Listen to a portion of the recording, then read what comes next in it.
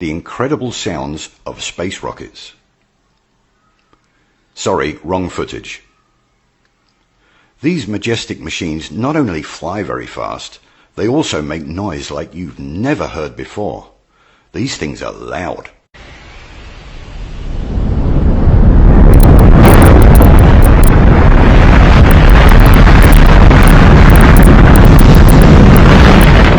Here's a decibel chart to show you some examples of how noisy things can be.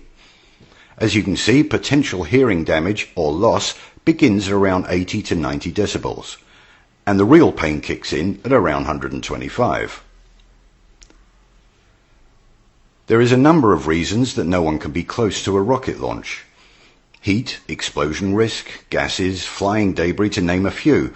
But what most people don't realize is that the exclusion zone around a launch is also because the sound of these things taking off is literally deadly if you are too close. When the massive Saturn V rocket launched, it gave out 220 decibels, which is loud enough to set grass on fire and melt concrete. It would also turn your internal organs into jelly and melt your bones. What a way to go. The exclusion zone is usually around 3 to 4 miles. If you've ever witnessed a launch at this distance, then you will know that even at 4 miles, it's bloody loud. Now let's see how close the astronauts are to the noise. 363 feet. What? Wait, that can't be right. Yep, it's right. These astronauts are sitting in an aluminium box less than 363 feet away from a noise that should kill them instantly. Let's take a look at how these brave men and women handled this life-threatening situation.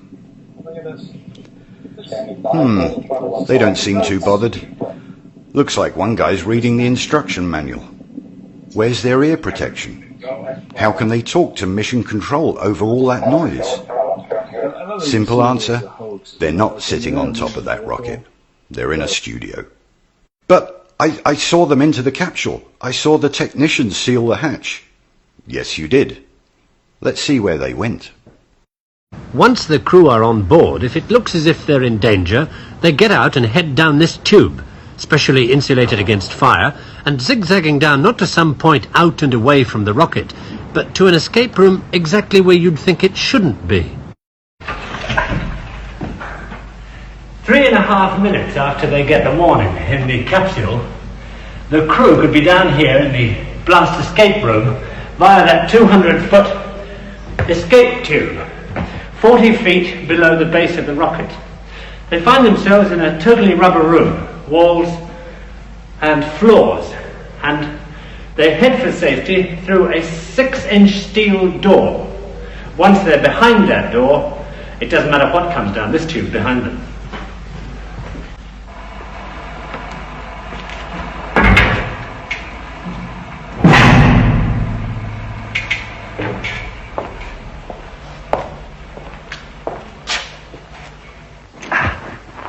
On this side of that door, the rarely seen blast escape room itself.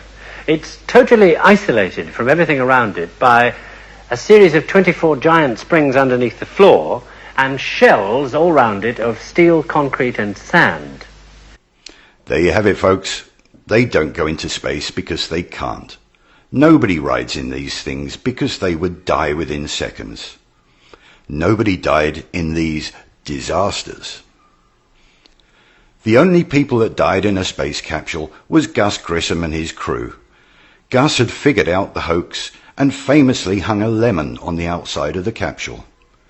They tried to get rid of him by blowing the explosive bolts on the hatch while it was floating in the sea after touchdown. Luckily for Gus, he managed to escape before it sunk, but they finally got him by pumping pure oxygen into a training capsule and igniting it. Him and 2 others were burned alive. That shows you the lengths that they will go to protect their multi-billion-dollar scam.